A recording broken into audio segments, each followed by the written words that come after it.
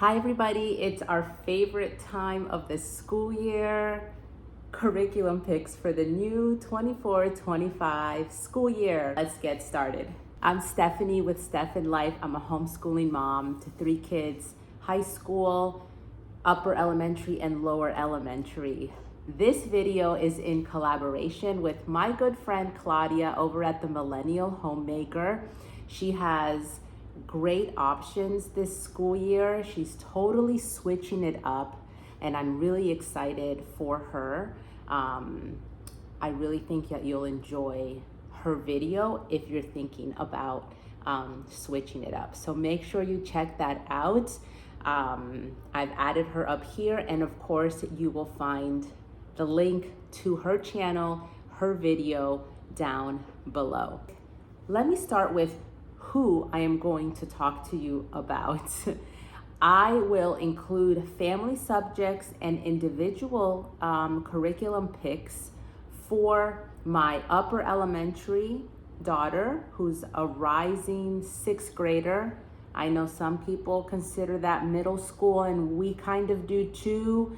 But in some curriculum, it's still under elementary. So I'm not sure. And then I'll have my lower elementary rising 1st grader in this video. I will make a separate video for my high schooler probably in a few weeks. So our family subjects, the time that me, my daughter, and my youngest son come together and learn subjects together at the same time. And of course, meeting each of them at their appropriate age level, grade level. So let's start with Bible. For Bible, we are using the Bible Recap, 365 reflections and activities for children and families. Next up is history. For history, we will be using the Mystery of History. It is an all family curriculum for grades K through 12. And we did use this a few years ago, and we stopped it, not because we didn't like it. I wanted to focus on them working more individually on things. That was just kind of the season, based on their needs, their academic needs, their preferences. But now my youngest and my daughter work well together, so I know that this will work beautifully. It is 4 volumes. We are going to start with volume 1. The best thing about it is the companion guide. In the companion guide, after every lesson, it tells you what you can do with your child based on their age. So my plan with it is to read a lesson, have them write in a notebook what they learned. My youngest will probably draw or maybe do some copy work. I could set that up for him. And then pick a lesson activity that is in the companion guide. I will do more in-depth flip-throughs about each one in another video. Today is an overview of what we're picking. Next up, we have art. This was recommended to me by Nancy over on Instagram. Her Instagram handle is Into the Rabbit Hole with me. I'll also link her account below. I think she might have sold out this company because a lot of people were tagging her a few weeks after she shared what she's been using, saying, hey, thank you for this. And it does go per grade. I just kind of went somewhere in the middle. I think this is 3rd grade. So my youngest is in 1st, my middle daughter is in 6th. So I'm meeting them right in the middle. And even though it's not a homeschool specific textbook, it's more of a school textbook. When you open it up, and I know I said I wasn't going to do any flip throughs, but I just need to show you. It's very self-explanatory how you teach the lesson. You can use vocabulary if you want as well. And then after every lesson, it has an activity on what to do. So that was just the unit overview, but here's one of the lessons.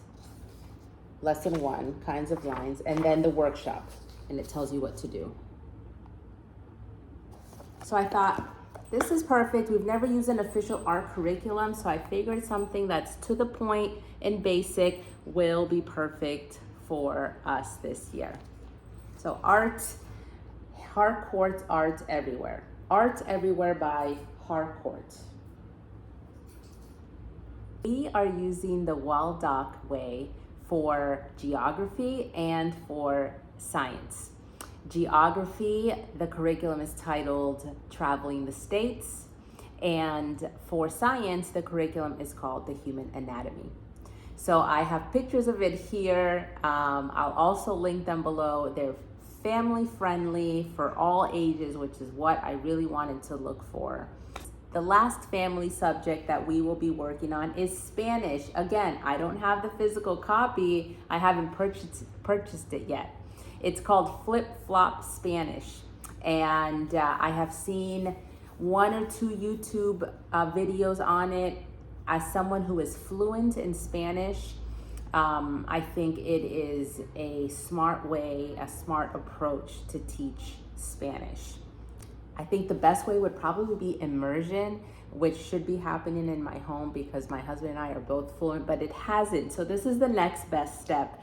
I'm confident that the curriculum, the kids will enjoy it. Okay, let's get into individual subjects. I have a rising first grader. His name is Luke. Let's start with him. For language arts, I have been between continuing with what he's been using, which is the Good and the Beautiful kindergarten. He will be done in just a few days with the entire program. He is reading, he is doing great. To continue with the Good and the Beautiful level 1, or to switch it up to BJU Press, which I hear so many good things about. It's a much more traditional approach. The company's been around for a long time. But I did decide to use the Good and the Beautiful's level 1 for language arts. Because I made this decision recently, I only have the download, and I am not going to print that out and bind it myself. I am going to purchase the copies.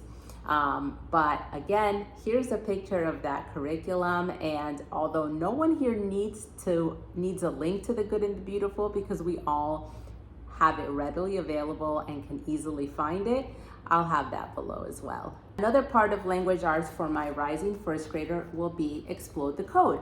We started introducing Explode the Code years ago, gently using them here and there. This year, I only started introducing level 2 about a month and a half ago. So we will work on this through the summer, and I don't necessarily feel like he needs to finish all of it. This is a lot of review for him and just practicing the concepts he already knows so that he can be faster.